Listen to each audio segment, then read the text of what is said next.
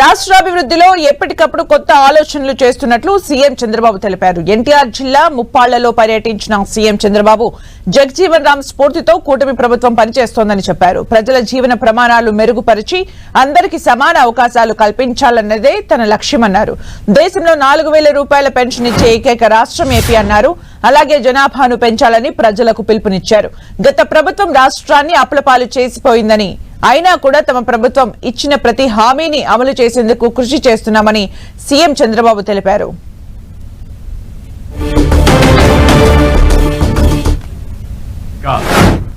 డబ్బులు లేవు, 10 లక్షల రూపాయలు అప్పు చేసి వెళ్ళిపోయారు. అప్పు ఇచ్చేవాడు కూడా కనపడడం లేదు. వడ్డీ కట్టాలి, మళ్ళా అసలు తీర్చాలి, సంపద సృష్టించాలి, ఆదాయాన్ని పెంచాలి, సంక్షేమ కార్యక్రమాలకు పెట్టాలి, మళ్ళీ మీకు అమరావతి కట్టాలి, పోలవరం కట్టాలి. అదే సమయంలో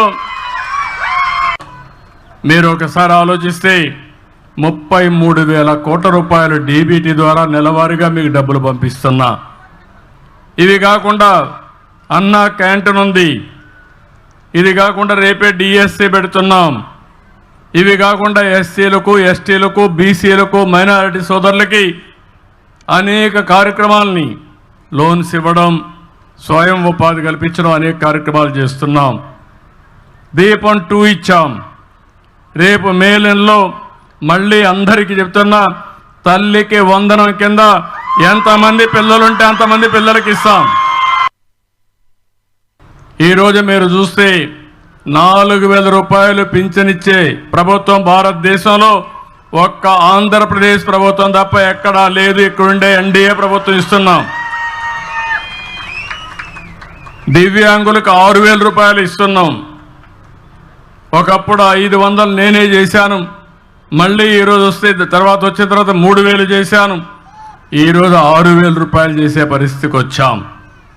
ఎవరైనా కిడ్నీ పేషెంట్లు కానీ, లేకపోతే కొంతమంది లెప్రసీ పేషెంట్లు ఉంటే వాళ్లకు 10,000 ఇస్తున్నాం.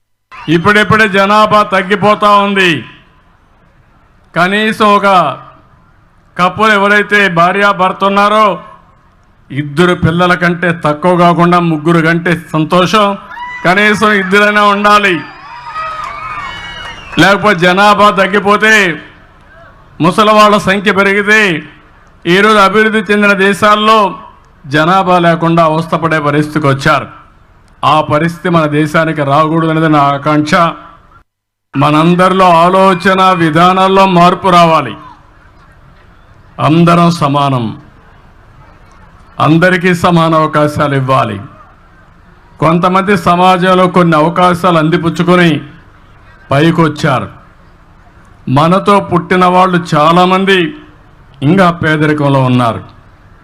ఇంకా కనీస స్టాండర్డ్స్, జీవన ప్రమాణాలు కనీసం లేకుండా బాధపడే పరిస్థితికి వచ్చారు. నా ఆలోచన ఒకటే, భారతదేశంలో పుట్టిన ఏ వ్యక్తి కానీ పేదరికంలో ఉండడానికి వీలు లేదు. మనం ఈరోజు వికసిత్ భారత్ మాట్లాడుతున్నాం.